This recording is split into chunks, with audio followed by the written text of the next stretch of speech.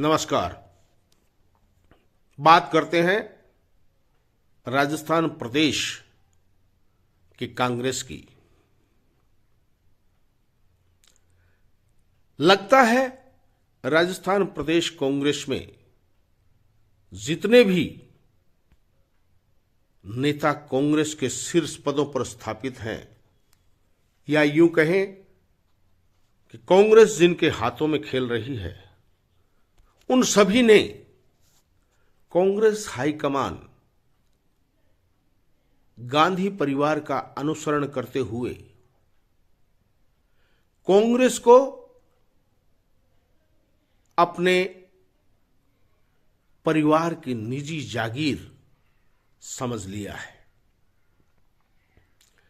अधिकांश नेताओं पर अगर गौर करें तो कांग्रेस में वे ही नेता अब प्रभावशाली भी हैं और सक्रिय भी हैं, जो या तो विरासत के रूप में कांग्रेस में स्थापित हुए हैं या फिर अपने आने वाली विरासत को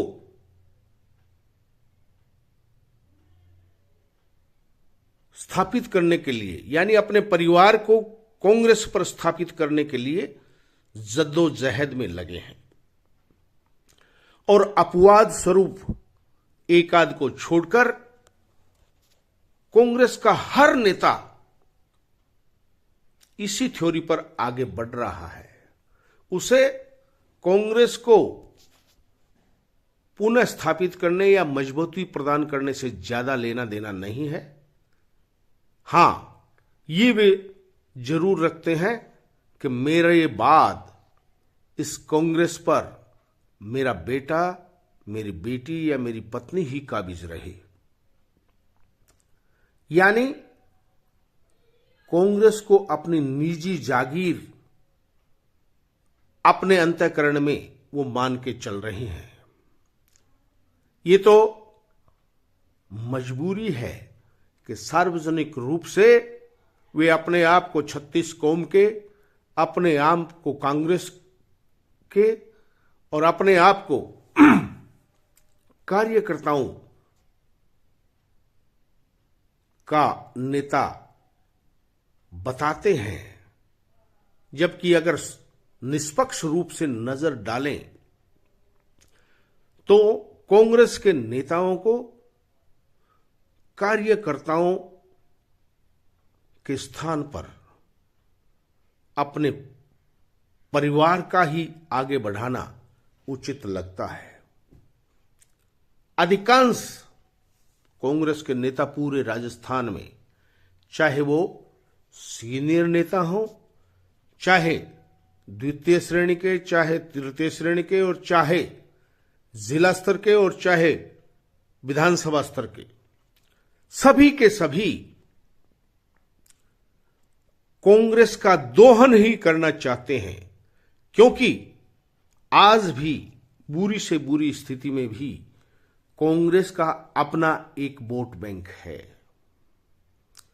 और वह वोट बैंक ही उन्हें कांग्रेस का टिकट लेने और कांग्रेस का नाम लेने की उनकी मजबूरी है। अन्यथा मानसिक रूप से तो वो यही मान रहे हैं कि वे अपनी योग्यता पर स्थापित हुए हैं। अगर हम निष्पक्ष रूप से कांग्रेस के एक एक नेता पर दृष्टि डालें तो हर नेता ने अपने क्षेत्र में वर्षों से काम करने वाले कांग्रेस कार्यकर्ताओं को आगे बढ़ाने के बजाय कुचलने में ही विश्वास रखा है। कार्यकर्ताओं को रोंदते हुए अधिकांश कांग्रेस के नेता आगे बढ़े हैं और अपने आप की विरासत को बचाने और आगे बढ़ाने में कभी भी किसी भी नेता ने न तो अपने समाज को अपना समझा है और न ही कार्यकर्ताओं को अपना समझा है। नजर उठाकर अगर हम देखें तो जो भी व्यक्ति जिस विधानसभा क्षेत्र में कांग्रेस में सक्रिय रहा है, उसे बेदर्दी से, सत्ता के माध्यम से, छल कपट से न केवल कुचलने का प्रयास किया गया है, बल्कि कुछ क्षेत्रों में तो झूठे मुकदमों में उलझाकर उनकी इमेज को तार तार करने के प्रयास में से भी इन नेताओं ने गुरेज नहीं किया है। और एक बात प्रदेश और राष्ट्रीय स्तर के नेताओं में ये बैठ गई है कि जब स्थापित नेताओं के विरोध में कोई भी कार्यकर्ताओं का प्रतिनिधिमंडल जाता है तो ये मान लिया जाता है कि ये तो स्थानीय विधायक या स्थानीय नेता के व्यक्तिगत विरोधी हैं। किसी के पास भी समय नहीं है कि जो विरोध पार्टी के अंदर किसी नेता विशेष का किया जाता है, उस विरोध की निष्पक्ष तहकीकात की जाए, बल्कि दूर से ही ये मान लिया जाता है कि ये तो विरोधी हैं, ये तो करेंगे ही। और यही कारण शायद ये है कि धीरे धीरे कांग्रेस टूटती और कमजोर होती चली जा रही है। हम गौर करें, बात करते हैं चूरू जिले की, तो चाहे कांग्रेस हो और चाहे भाजपा हो, हर तरफ स्थापित नेता अपने परिवार को ही आगे बढ़ाने में लगे हुए हैं। सुजानगढ़ में 40 वर्षों से 45 वर्षों से मास्टर भंवरलाल मेघवाल स्थापित थे, तो कांग्रेस ने विरासत को ही आगे बढ़ाने में रुचि दिखाई। उनकी निधन के बाद उनके पुत्र मनोज मेघवाल पर ही कांग्रेस ने भरोसा किया। तो सरदार शहर में पंडित भंवरलाल शर्मा जनता दल, जनता पार्टी, भारतीय जनता पार्टी से होते हुए कांग्रेस में आए, और आए जब ऐसे आए कि कांग्रेस की कमजोरियां उन्हें खूब भाने लगी। उनके आकस्मिक निधन के बाद कांग्रेस ने उनके पुत्र पर ही भरोसा किया।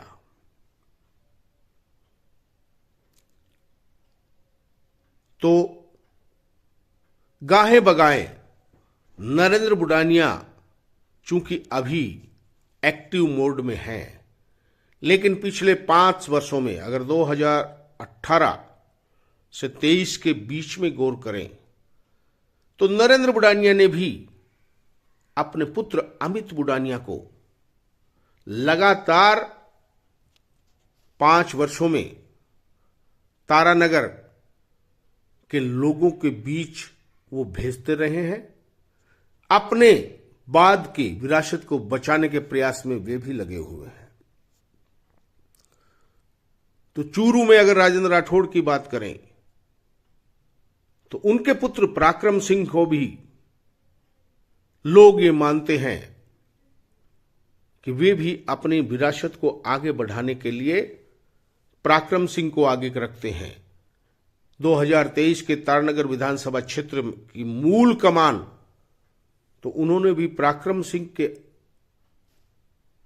हाथ में ही दे रखी थी। शादुलपुर में तो और भी विचित्र स्थिति है।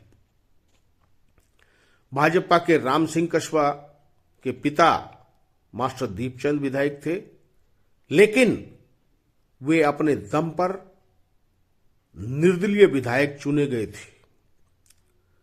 उसके बाद राम सिंह कस्बा ने भाजपा की सदस्यता ली। राम सिंह कस्बा स्वयं 3 बार लोकसभा के सदस्य चुने गए, विधायक भी चुने गए। तो उनकी पत्नी कमला कसबा लगातार विधायक का चुनाव लड़ती रही। तो उनके पुत्र राहुल कसबा 2 बार के सांसद हैं। तो दूसरी तरफ कांग्रेस के नंदलाल पूनिया, इंद्र सिंह पूनिया पर गौर करें तो उन्होंने भी अपने परिवार को ही आगे बढ़ाने का प्रयास किया। नंदलाल पूनिया स्वयं विधायक थे, उनकी पत्नी विमला पूनिया प्रधान भी रही और 2023 का चुनाव भी, हालांकि उन्होंने पार्टी बदल के लड़ा है, लेकिन उनकी पुत्रवधू सुमित्रा पूनिया ही आगे आई। तो इंद्र सिंह पूनिया जो 3 बार विधायक रहे, सादुलपुर से संसदीय सचिव भी रहे, वे भी अपने पुत्र संजय पूनिया को ही आगे बढ़ाते हुए देखे जाते हैं। तो डॉक्टर कृष्णा पूनिया जो 1 बार विधायक रही है, उनकी भी पूरी राजनीति उनके पति वीरेंद्र पूनिया और देवर के हाथ में रही है। और अगर गौर करें बसपा के मनोज न्यांगली पर, तो वे भी स्वर्गीय वीरेंद्र पूनिया की विरासत को ही आगे बढ़ाते हुए देखे जा रहे हैं। तो क्या कांग्रेस और भाजपा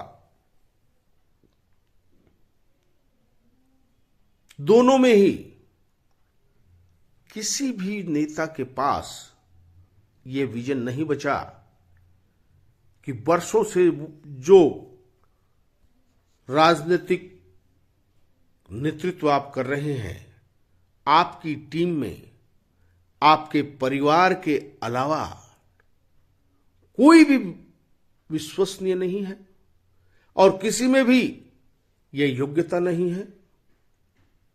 लेकिन सवाल यह उठता है, जब दिल्ली भी ऐसा ही कर रही है, जयपुर भी ऐसा ही कर रहा है, तो वे क्यों न करें? सचिन पायलट राजेश पायलट की विरासत को आगे बढ़ा रहे हैं, रमा पायलट की विरासत को आगे बढ़ा रहे हैं। तो अशोक गहलोत अपने पुत्र वैभव गहलोत के लिए ही तो सचिन पायलट से मैदान में डटे हुए हैं। कहने का मतलब यह है कि कांग्रेस की राजनीति का पानी तालाब में वर्ष लंबे समय से ठहरा हुआ है। क्या कांग्रेस का हाईकमान या प्रदेश के कोई भी नेता, हालांकि वे भी इसी दलदले पानी में ठहरे हुए हैं, इसलिए उम्मीद कम की जानी चाहिए कि कांग्रेस के पेड़ों पर कभी पतझड़ आएगी और नई पत्तियों को फूटने का अवसर मिलेगा। क्योंकि जो राजनीतिक हाल है उसमें परिवर्तन की उम्मीद कांग्रेस पे की तो जानी चाहिए, लेकिन जिस तरह से प्रधानमंत्री नरेंद्र मोदी ने भारतीय जनता पार्टी में 2023 के विधानसभा चुनावों में, चाहे वो छत्तीसगढ़ हो, चाहे वो मध्य प्रदेश हो, चाहे वो राजस्थान हो, उसमें तीनों ही जगह नई कौंपलों को आगे बढ़ाने का काम किया है। ऐसा कोई कांग्रेस में कर पाएगा? ये यक्ष प्रश्न हम सब के सामने है। शायद बेहद मुश्किल काम कांग्रेस के सामने है और मुश्किल समय भी कांग्रेस के सामने है।